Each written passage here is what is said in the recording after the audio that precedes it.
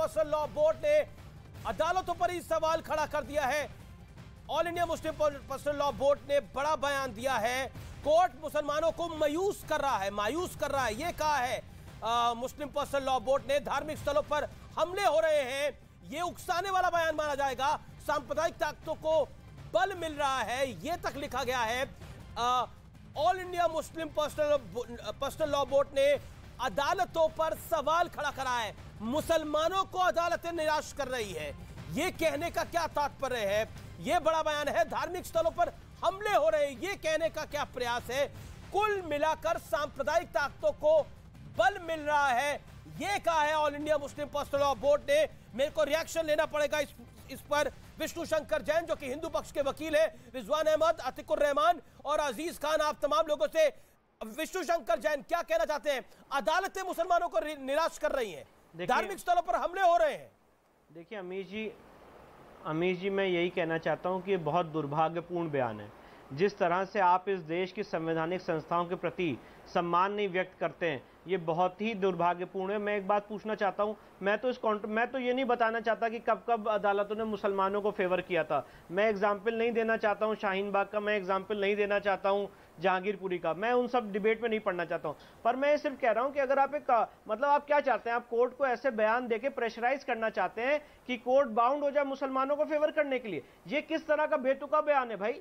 अब जब कल सुप्रीम कोर्ट के सामने हियरिंग हुई थी, सुप्रीम कोर्ट ने क्या कहा था? ठीक है, उनकी क्या हमें बैलेंस करना पड़ेगा दोनों पक्षों के बीच। पर आप चाहते हैं कि एक तरफा ऑर्डर होते रहे। बड़ी ब्रेकिंग स्टोरी है व्यूअर्स, इससे बड़ा बयान कोई नहीं है हाल फिलहाल के अंदर। ये पहली बार all India Muslim personal law board ने इतना बड़ा बयान दिया है कि अदालतें मुसलमानों को निराश कर रही हैं। अजीज खान, क्या आप इस बयान के पक्ष में हैं जो all India Muslim personal law board ने बोला है, या आप इसे कंडेम करते हैं? ऑनरेबल कोर्ट पे जो सवाल खड़ा करता है, और किस धार्मिक स्थल पे हमला हुआ है? अजीज खान जी। देखिए Amir ji, all India Muslim personal law board जो है वो एक संगठन है, एक संस्था है। वो उनके प्रवक्ता उस बात को बताएंगे कि किस परिप्रेक्ष्य में कहा और मैं बिल्कुल आपसे उनकी राय नहीं ले रहा, मैं आपसे पूछ रहा हूं कि आप इस बयान के साथ हैं या खिलाफ हैं? सर मैं कह रहा हूं ना, देखिए हमने कह दिया, पहले भी कहा और आज भी कह रहा हूं कि समाजवादी पार्टी इस मुल्क के संविधान पर विश्वास, संविधान से तो काम हो रहा है। सुनिए ना मेरी बात सर, सुनिए ना मेरी बात। मुसलमानों की फेवर में फैसले करें, आपको लगता नहीं है ये संविधान सम्मत काम नहीं करते? आपको ये बोलने में क्या गुरेज है कि ये गलत कह रहे हैं? मैं कह रहा हूं ना, अदालत जो कर रहा है वो बेहतर कर रहा है। अदालत के किसी भी फैसले का हम कोई कटाक्ष नहीं कर सकते। तो बोलिए, अदालत जो कर रहा है वो गलत कह रहा है, करके कर रहा है और बेहतर कर रहा है, उसमें मेरा कोई कमेंट नहीं है। और रही बात ऑल इंडिया मुस्लिम बोर्ड गलत कह रहा है, आपको कंडेम करना चाहिए। उसका क्या कि आप अदालतों पर सवाल उठा रहे हैं। पहले राम मंदिर के फैसले से पहले आपने कहा कि जो सुप्रीम कोर्ट फैसला देगा हम उसको विश्वास करेंगे। यहाँ पे हम कहाँ गए? अदालत में गए, तो अदालत के अगेंस्ट आप ही तो आए थे सुप्रीम कोर्ट। तो जब आपको सुप्रीम कोर्ट पे विश्वास ही नहीं था, तो आपको सुप्रीम कोर्ट में पिटीशन नहीं फाइल करनी चाहिए थी। मतलब ये किस तरह की ये धमकी बड़ी बातें हैं? एक second, Aziz Khan, do you condemn it आप अपनी और do you agree to it करना चाहते हैं? नहीं, एक विष्णु शंकर जैन रुक जाइए थोड़ी देर के लिए। Being a political party, do you condemn it? आप इसको कहते हैं ये गलत बयान है? अजीज खान। देखिए अमीर जी, मैंने बयान को सुना नहीं, किस परिप्रेक्ष्य में कहा गया है ये उनके प्रवक्ता इस बात को बेहतर बता पाएंगे। हम अपनी पार्टी की लाइन बता सकते हैं। हमारी पार्टी की लाइन बिल्कुल स्पष्ट है कि अदालत मुसलमानों को फेवर करे। आपकी पार्टी की लाइन क्या है? अदालत मुसलमानों को फेवर करे, अदालत के हिंदू मुसलमान देख के फैसला देती है। अदालत तो न्याय के देख के फैसला देती है, अदालत के हिंदू मुसलमान देख के फैसला देगी। मुसलमानों को निराश कर रही है अदालतें। क्या आप अदालतें चाहते हैं कि यहां शरिया कोर्ट लग जाए? All India Muslim personal law board, there is कोई तो लाइन होगी इस देश के अंदर कि सारी लाइनें ब्लर कर दी जाएंगी और कोई पॉलिटिकल पार्टी बोलेंगे हम संविधान के साथ है। संविधान के साथ अगर आप हो तो all India Muslim personal law board का बयान क्या संविधान सम्मत है? वो कह रहा है कि कोर्ट मुसलमानों को निराश कर रहा है। ऐसा क्या हो सकता है? आपने कभी बयान सुना है कोर्ट हिंदुओं को निराश कर रहा है, सिखों को निराश कर रहा है, बौद्धों को निराश कर रहा है, क्रिश्चियंस को निराश कर रहा है? मतलब कोर्ट मुसलमानों को निराश कर रहा है, ये नई तकरीर हो गई है एक। मतलब what they want to prove. हमले हो रहे हैं धार्मिक स्थलों पर। किस धार्मिक स्थलों पे हमले हुए? हाँ, हमले हुए थे धार्मिक स्थलों पर। अक्षरधाम मंदिर पे हमला हुआ था, आतंकियों ने हमला किया था। वो हमला था क्या मुस्लिम पर्सनल लॉ बोर्ड की चिट्ठी आई थी तब? ये हमला दिख रहा है। This is shocking. This is beyond shocking what Muslim Personal Law Board is trying to do. अब सोचिए, संविधान की बात करके क्या कह रहे हैं? They talk about संविधान and what they do.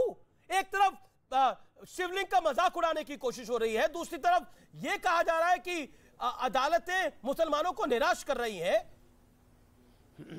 Prem Shukla, आप भारतीय जनता पार्टी के राष्ट्रीय प्रवक्ता है, जवाब दीजिए। जी, अत्यंत दुर्भाग्यपूर्ण, निंदनीय और दंडनीय इस तरह का बयान all India Muslim personal law board ने दिया है। आप संविधान के किसी भी संस्था को इस तरह से कलंकित करने का कुकर्म नहीं सह सकते। आप न्यायालय में विश्वास नहीं करते, आप संसद में विश्वास नहीं करते, आप जो है सरकार में विश्वास नहीं करते।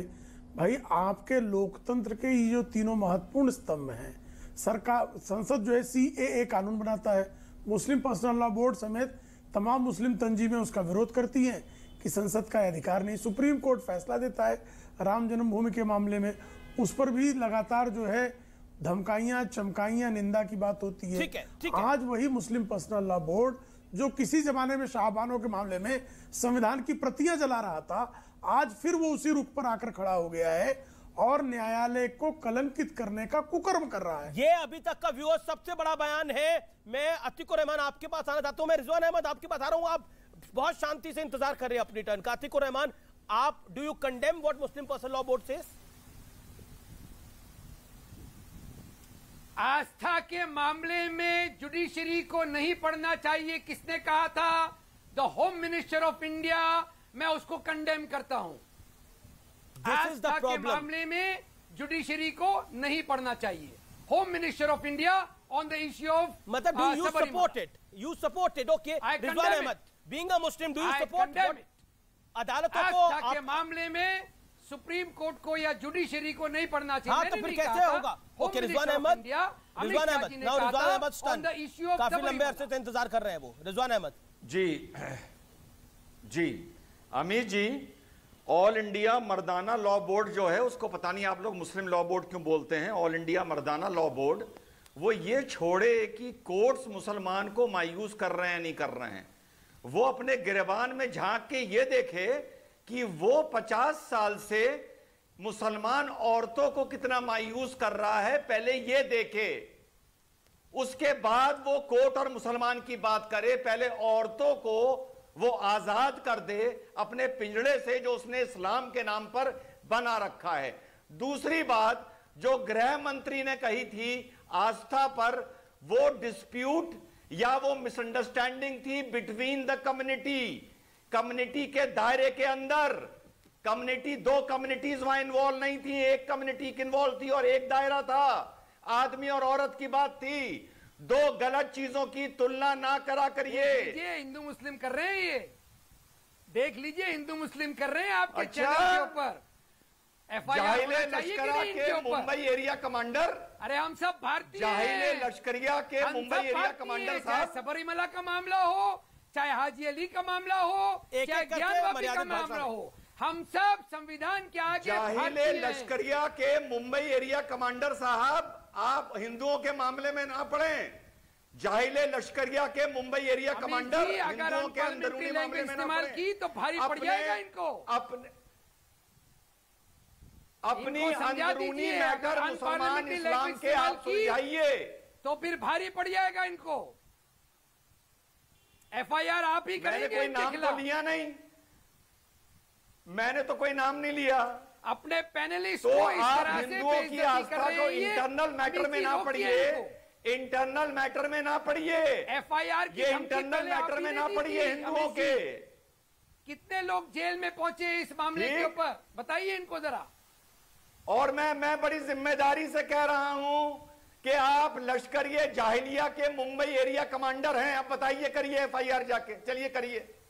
अमित जी क्या चल रहा है ये? जी देखिए, मेरा निवेदन है क्या कि चल रहा है अमित जी? आप मेरे से तारुफ होकर अपनी बात रखें, आप अपनी संयमित भाषा में बात रखें रिजवान साहब, और आप भी अपनी बात संयमित भाषा में रखें। मेरे को लगता है कि वही बेहतर है। रिजवान अहमद, अब काफी देर बाद आए हैं, अपनी बात को कंप्लीट करिए, अपने तर्कों को कंप्लीट करिए। अमीश भाई, एक मोटी सी बात करनी है, उसके बाद बिल्कुल चुप बैठूंगा। किसी ने कहा वो झरना है, चलो हमने मान लिया झरना है। हम विष्णु भाई से कह रहे हैं 2 मिनट के लिए मत बोलो कि वो शिवलिंग है, 2 मिनट के लिए मत बोलो। अरे झरने को तेज पानी की जरूरत होती है, या पानी कहीं ऊपर से आता है, या नीचे से कोई धारा बहती है। इस झरने के नीचे पानी का क्या स्रोत था, पानी कहां से आता था, धारा कौन सी बहती थी, तुम पूरे देश को वो बता दो। हम मान लेंगे वो झरना है, हम मान लेंगे झरना है। तुम पानी का स्रोत बताओ कि यहां पर पानी आता कहां से। चाहूंगा मैं। ठीक है अतीकुर रहमान, आपका यू मेक योर पॉइंट। किसी ने झरना नहीं कहा है, फाउंटेन कहा है। झरना वाटरफॉल होता है और फाउंटेन फव्वारा होता है। अगर आप कभी मस्जिद में गए होते हाँ, तो तो आपको फव्वारे मालूम का होता पानी कि कहां होश के से आता नीचे एक था? मशीन लगाई जाती है, पानी फव्वारे का पानी के कहां प्रेशर से आता बनता था? है। वाटरफॉल के अंदर, झरने के अंदर हाँ, फर्क तो होता है। प्रेशर कहां से बनता पहले था, अपनी पानी vocabulary कहां ठीक से करके आता आइए था, आप। बताओ ना, बताओ ना, वो रास्ता तो दिखाओ। vocabulary ठीक करके अरे आइए। फाउंटेन में पानी जो झरना आता था किसी ने उसका नहीं कहा रास्ता है, तो झरना दिखाओ। नहीं था वो, फाउंटेन था, फाउंटेन। अरे फाउंटेन था ना, फव्वारा। तो फाउंटेन में पानी कहां से आता कभी था, प्रेशर कहां से बनता था, रुख किया है बताओ। आपने? कभी वुजू किया है वुजू खाने में? अरे लश्कर ए जाहिलिया के एरिया Expose हो कमांडर, गए बेचारे। एरिया कमांडर आज किसी भी expose हो गए सरोवर में बेचारे। झरना लगाने से, अरे फव्वारे को फाउंटेन झरना लगाने बोल से रहे हो, वो तौबा, फाउंटेन नहीं तौबा। बन जाता। रिजवान आपसे सवाल फाउंटेन पूछा के जा रहा है। लिए तेज धार अभी चाहिए जिंदगी में पानी मस्जिद की की। तरफ मुंह नहीं किया इन्होंने, ऐसा मालूम पड़ रहा है। फाउंटेन के लिए पानी की तेज धारा चाहिए। रिजवान वो आपसे तेज पूछ रहे हैं कि धारा आपने कहां कभी से वजू आती किया है? थी? रिजवान वो आपसे पूछ रहे हैं आपने कभी वजू किया है? देखिए लश्करी जाहिलिया जो हिंदुस्तान में है, उसके ये जो साहब हैं, ये मुंबई के एरिया कमांडर हैं, वाटरफॉल होता है और ऐसे लश्करों का मैं जवाब नहीं देता। आप बस इतना बता दीजिए झरना कि नहीं है। फाउंटेन में तेज धारा का पानी कहां से आता था? ठीक है ये वाजिब एक सवाल है आपका। फाउंटेन में तेज धारा का ठीक है पानी वो कहां से आपका आता सवाल है। था? अब जवाब बस अतीकुर इतना रहमान, बताइए आप। अतीकुर रहमान, वो फाउंटेन अगर है तो पानी तो कहीं से आता होगा ये वहां एक पर। बहुत ही ये तो common सामान्य का phenomena सवाल है। है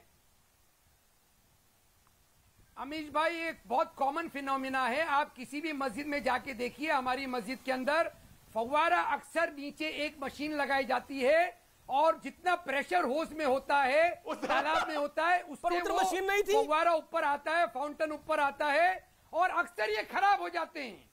मेंटेनेंस बहुत हाई कॉस्ट मेंटेनेंस है इसका। अरे ओवैसी साहब तो 400 साल पुराना फव्वारा बता रहे हैं, आप कह रहे हैं मशीन लगी होगी नीचे। मैं आपको बता देता हूं, जो स्कंद पुराण काशी खंड में लिखा हुआ है उसमें लिखा हुआ है भगवान के दक्षिण दिशा में शुभ जल वाला एक कुआं है, और उसमें यह भी लिखा हुआ है ज्ञानवापी परिसर में नंदी विराजमान उत्तरमुखी है। जो नंदी विराजमान है वो उत्तरमुखी है, और वही एग्जैक्टली सिचुएशन भी है। और यही बात अंग्रेज दंड अधिकारी 1810 30 सितंबर वॉटसन साहब का बयान है। वो भी यही कह रहे हैं कि इस परिसर के अंदर मस्जिद हो ही नहीं सकती, कि अगल बगल में इतने मंदिर है, ये जगह हिंदुओं को ही देनी चाहिए। ये कैटेगोरिकली मैं आपको हिस्टोरिकल फैक्ट बता रहा हूं। बताइए इस पर क्या बोलेंगे। मेरे साथ एक और मेहमान जुड़ गए हैं, मौलाना अली कादरी साहब। अली कादरी साहब, क्या आपको लगता है जो फैक्चुअल बात है वो काफी ज्यादा महत्वपूर्ण है, और इस बीच हम देख रहे हैं कि कुछ लोग महादेव के शिवलिंग का मजाक उड़ा रहे हैं, क्या आपको लगता नहीं है कि उनको नेम और शेम भी करना चाहिए? किसी के आस्था का मजाक। साहब ये हमारा मुल्क एक ऐसा मुल्क है जहां पर हिंदू मुस्लिम सिख ईसाई सब धर्म के लोग रहते हैं, और किसी को भी ये हक नहीं पहुंचता कि किसी के भी मजहब का मजाक उड़ाया जाए।